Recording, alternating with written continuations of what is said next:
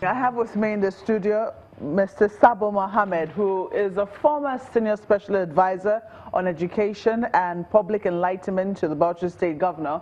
He's a member of APC, and he just recently contested as a candidate of the All Progressive Congress in for one of the constituencies in Bauchi State. We also have here Dr. Sadiq Umar Gombe, who is the Secretary General, Arawa Initiative for Good Governance, a former Secretary General, Coalition of Progressive Political Parties. He's a member of the People's Democratic Party.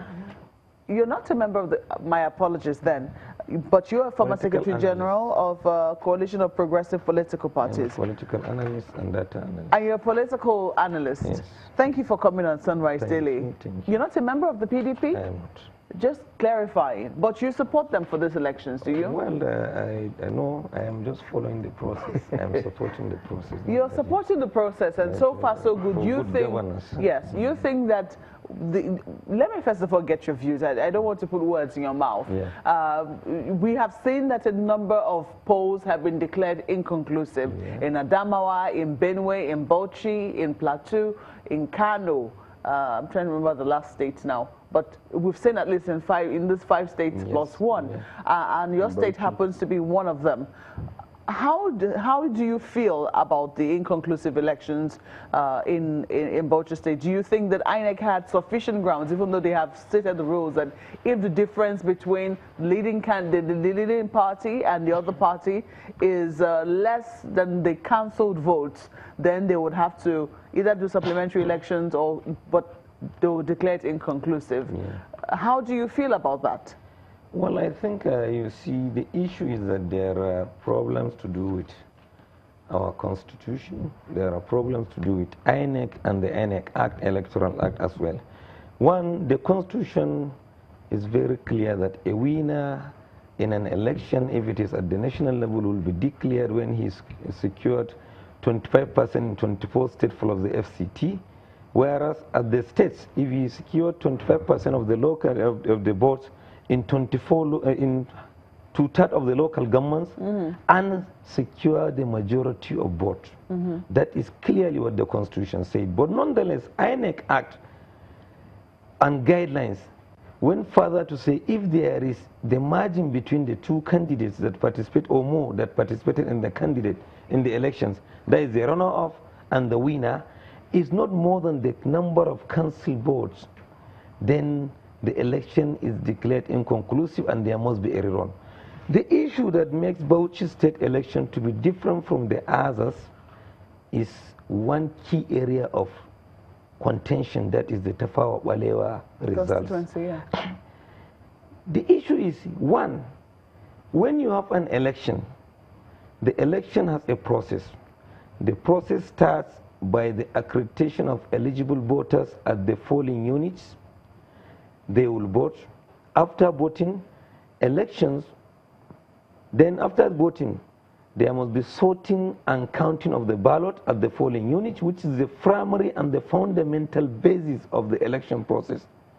So the moment after that counting was done, votes were allocated to, votes were obtained by the political parties, recorded from EC8A, which is the primary result sheet of any election. Then all party agents sign the results. The result will be announced there, first at the polling unit, then the result will be taken over to the registration area, that is the ward, and transferred on from EC8B, which is the summary of the EC8As of all the wards, that is polling unit within in the wards. Then when you do that, and thereafter, when you do that, you now have the result at the registration area at the ward level. Declare it, fix it, then move to the next level, which is the local government area, whereby you are going to transfer from EC8Bs to EC8C as summary, which is the local government result. I'm sorry, sir, I really do not have, yes, it's important to go through the process, but I'd like you to make your point. That is it. So the point I'm making, when elections were conducted at these very respected levels, and result declared, not even the INEC chairman has the authority under our constitution or any law to cancel such elections which were validly cast by the eligible voters, validly returned at the respective levels, and result declared. So there is no way a REC or returning officer will cancel the election at the state. He doesn't have such powers under any of our laws. It's just like what happened in the presidential election. Okay, so you, first of all, you have talked about the Constitution. You've talked about the requirements of the Constitution to declare somebody a winner. Yes. You've also mentioned the fact that INEC has guidelines. Yes. And do you quarrel at any point in time, guidelines, especially as regards declaring results inconclusive? This is not about the debate as to whether or not INEC recs or returning officers have powers to cancel results. Yes. Do you have any problem with the fact that if the difference between candidate A, the winner or the leader, and the runner-up is smaller than the cancelled vote, there should be a rerun? Do you have a problem with that? I do. You do? Yeah. Okay. Now, do you know what the problem is? Let me ask your colleague here, your fellow guest here, whether he has a problem with that. Do you have a problem with that? No. Let me bring some very important issues for the benefit of our listeners. The situation in Bauchi is very glaring. APC won in 13 local governments out of the 20 local governments in the states, while the opposition PDP won in 6 local governments, and 1 local government is in contention. That is the Tafawa Balewa local government. And what happened in Tafawa Balewa local government, for the benefit of the listeners, let's not go into the technicalities of the Electoral Act, the Constitution. There are 11 federal wards in Tafawa Balewa local governments, with the total number of registered voters of 139,000. Out of these 11 federal wards, INEC declared 4 federal wards. Then the remaining 8 wards, then there was violence. The results were not collected at the collection center. So the law is very glaring that if there were conflicts, violence, vote snatching, intimidations, coercion, then the responsibility lies with the returning officer. And the returning officer said it unequivocally that she was under duress to even accept the result of the remaining 8 federal wards for the safety of her life, and then the remaining electoral officers. She was able to collect the result in a plain sheet, not in the INEC form. Then when she came to Bauchi, then she informed the returning officer that they were able to collect only 4 wards out of 11 wards. The remaining 8 wards, there was violence, there was intimidation, there was harassment, and then the area is a crisis-prone area. So that is why the election was declared inconclusive for the rerun. And another important information for our listeners to know, that taking into cognizance the total number of the votes brought to the INEC by the returning officer of Tafawa Balewa local government, PDP is having 40,010 votes, while the ruling APC is having approximately 30,000.